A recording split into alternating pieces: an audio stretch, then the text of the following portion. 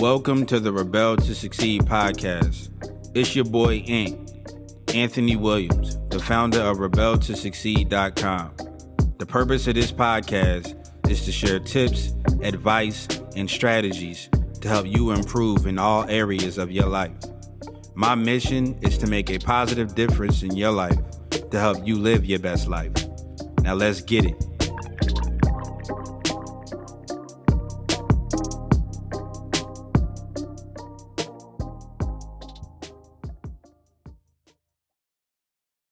What up, Rebels? It's your boy, Ant from Rebel to Succeed, coming at you with another podcast episode. So, today on the show, we're going to be sharing some very, very vital information by one of, I consider this guy one of the instrumental people in my life that kind of changed my whole mindset about success and how to achieve success. And it's none other than Darren Hardy. Yes, let's give him a round of applause because, man, if anybody ever heard of Darren Hardy, he is the editor. I believe he's the editor of the Success magazine, and he is the author of the very famous book, The Compound Effect, which that book it really just changed my whole outlook on everything. So I encourage you guys to go check out the book, The Compound Effect. But yeah, I want to share some of his stuff with you guys. So check out one of these clips by Darren Hardy. So the question I'm asked most often is, with all the fascinating, interesting people that I get a chance to meet and study and spend time with as publisher and editor of Success Magazine, who are my favorites? And so what I want to do today is to tell you not just my favorite, but the one that had the most impact in my life and in the financial results and in the personal results of my life, having had the chance to spend time with this unique individual. And it came from meeting a man on a plane, and we got to talking, and he started to tell me about his grandfather who had just turned 100 years of age. So he was a centenarian, which I was fascinated because I'd never met a centenarian. And the story is that he had immigrated from what used to be the Soviet Union, which is now the Ukraine, to the United States with his family, and they grew up in abject poverty. They lived in the basement of another family's home his whole growing up years, and because they couldn't afford to sustain themselves, he couldn't go to high school, and so he never went to high school. Yet, he went on to become extraordinarily wealthy, well-respected, and very well-loved. And so for me, that's the trifecta of success. Wealthy, well-respected, and very loved. And so I asked if I could get his grandfather's phone number and if I could call him on the phone and see if I could inquire about doing an interview. And so he passed me his grandfather's his number. I called him on the phone and finally got him on the line and said I would love to sit down and interview him and publicize his story and success. And he said, no, not a chance. He's a very, very private person and didn't want that kind of publicity. And so I switched my marketing mind and said, but we could document all the lessons that you learned of 100 years of wisdom, and you could pass it down to your children as a how to live the kind of extraordinary life you've proven, so that maybe great-grandchildren who never get a chance to meet you could learn the same lessons. And he seemed to get inspired by that idea. So I said, I will help moralize that for you if we spend some time together. So I said, before we get together, I would ask that you write down everything you possibly learned that contributed to your extraordinary life on paper, okay? Just prepare your notes for it. And he seemed very committed. He said, I'll give this some very diligent thought and I'll be prepared for our meeting. And so the day of the interview came, and I was excited. I don't get excited about a lot of interviews because I have to do so many of them, but this one just had some sort of a mystique and magic to it. So I remember pulling up to the big iron gates as they slowly opened up. And then I start driving up the horizon. And as soon as I got over the horizon, I could see this palatial estate, which meant this guy was obviously wealthy. And I park my car and I go to the front door and I'm greeted by his estate manager and then shown to the library. And I walk in this room and it was absolutely breathtaking. Polished mahogany wood, 2 stories, wall-to-wall, floor-to-ceiling books, rare books, as well as contemporary modern, books, maybe by many of you in this room, which was another indication that this is a man who, while never went to high school, is a serious student. So in the middle of the room were these 2 vintage wingback leather chairs, creased just perfectly like out of a Ralph Lauren catalog, and a marble table in the middle. And I even as I tell you the story, I could smell the leather of those 2 wingback chairs. So I took my seat and put my recording device down and my journals that I had come and the pens to wait for this deluge of wisdom that I was going to get from this man. And he eventually walks in and his skin is translucent, wrinkled. He's obviously old, but he's got this grace about him that obviously you don't acquire unless you've walked, for nearly 1 million hours on this planet. And when I shook his hand, I knew in that moment this was going to be something special. And so when he sat down, I said, "So did you get a chance to write down all the wisdoms of 100 years of living?" And he said, "Oh yeah, I did." And I said, "Well, where is it?" Because I expected a big, thick, stack of documents.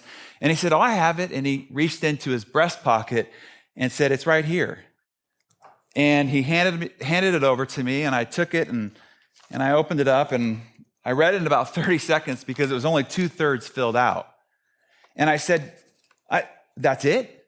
And I realized then that I was being disrespectful. And I said, "Well, how is all this? It's no way that all this is possible with what's just on this piece of paper." And he smiled knowingly and said, "That's the problem, is that you could hand this piece of paper to a young man and they will open it and they will read it and they will think that they understand it, but they will disregard it and they will go on looking for more fanciful, complicated, seemingly mysterious ideas in order to capture their success."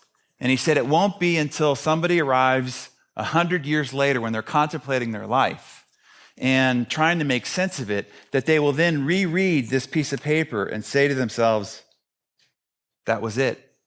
Everything you ever needed to know to be extraordinarily wealthy, well-respected, and very much loved appears on this piece of paper." And he could tell that I was stunned and stunted by this idea. And so he went on to explain, he said, "Look, because I never went to high school, I wasn't very smart. And I thought that was a disadvantage. And so every endeavor I pursued, I just had to find out what were those few things that made this work. And because I thought I wasn't very smart, I didn't change them. I didn't try to adapt them and make them my own. I just did them. And then because I did them over and over again, I got really good at them. And the thing that I thought was my disadvantage became my great advantage." And the first thing that was written on this piece of paper was, "Only a few things matter to anything." And he told me, and we went on for another 2 hours, and I don't think we talked about anything else that was on this piece of paper, but about this one concept, and that is, you want to find those few things, and then you want to stick to them, and then you want to master them. And you see, I think at this point of the conference, you've been given so many ideas, and we're always looking at the bleeding edge, what's new, what's novel, what's shiny. And this, I think, is a really important reminder that when it comes down to it, when you go back to your businesses or your relationships or your lives, in the end, only a few things matter. So I want to unpack this for you. I remember watching a Stephen Hawking's documentary, The Grand Design. He's trying to explain the cosmos and the universe.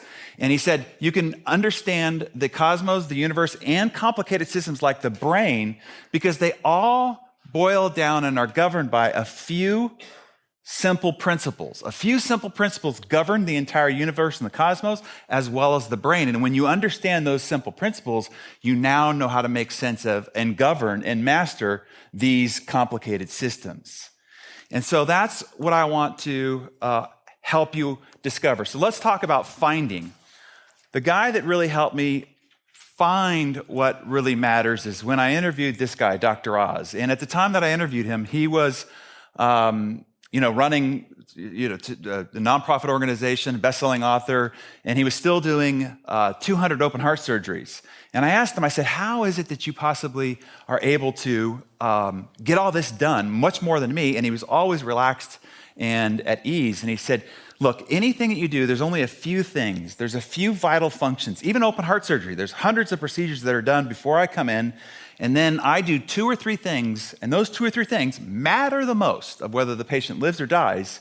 And I focus only on becoming masterful at those 2 or 3 things. When I do them, then I leave the rest to the capable team. Same thing with running a television network, running a nonprofit organization, all of the rest. That's finding your vital few functions. Then, when it comes to focus or sticking to them, this is the guy that I really learned this from. When asked, what is the most, of any revolutionary product you or Apple's ever created, what are you most proud of? His answer was, I am as proud of what we don't do as I am of what we do.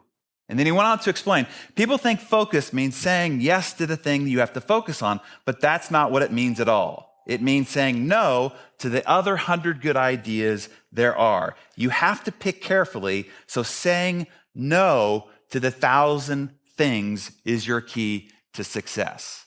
And when asking Warren Buffett, if you could boil your success down to one key principle, of all the oracle, the Oracle of Omaha knows about investing and building wealth, what would be your one key to success? He said, for every 100 great opportunities that are brought to me, I say no 99 times.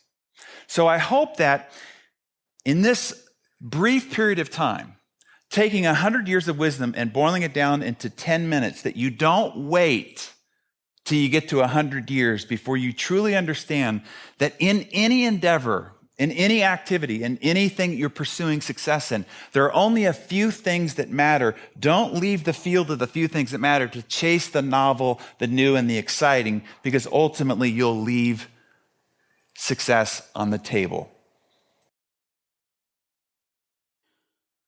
So that was a clip by Darren Hardy. He's very good at what he does. The guy, he puts on presentations all the time. Very, very good speaker. And in this clip, he's talking about, he's one of the guys that I also learned, a little bit more information about the power of focus. So in this clip, he's talking about, focus and, just narrowing your focus on a couple of things. And, it basically goes into the whole theme of focusing and narrowing your focus and things of that nature. So, focus, man. Focus your life. You don't need a lot. A lot of people feel like, there's a whole lot of things that need to be done to be able to be successful, when really all you need to do is just narrow your focus and get to work. You know what I mean? So you can make things as complicated as you want. But me, I try to be as simple as possible. And I used to think like that. You know what I mean? But when you start to study a lot of successful people, and you start to, listen to the stuff that they talk about, and listen on their interviews and things. I mean, you listen to the people and listen to what they got to say, and, read books about them and stuff. You learn that it's not hard. It's not like rocket science on how they became successful. They just did a couple of things, and they stuck with it over time, and they became successful. It may look like one day like they're just overnight success, but they just stuck with a couple of things over time, and they got to the promised land, if you want to say it that way. So yeah, man, hopefully you guys found value in this clip by Darren Hardy.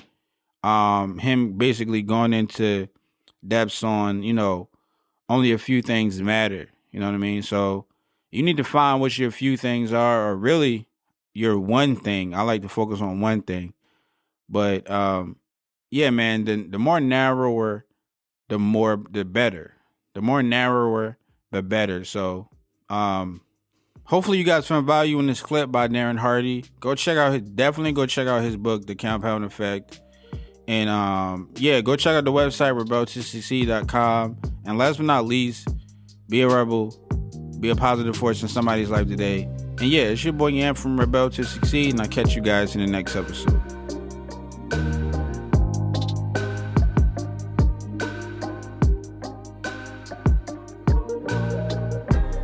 I want to thank you for joining me today and listening to this podcast. If you found this episode helpful or valuable in any way, then I encourage you to leave an honest review and subscribe to the Rebel to Succeed podcast for future episodes. To receive more content and value, make sure to visit the Rebel to Succeed website at www.rebeltosucceed.com. And finally, always remember that to succeed in life, you have to reach everyone by exercising love.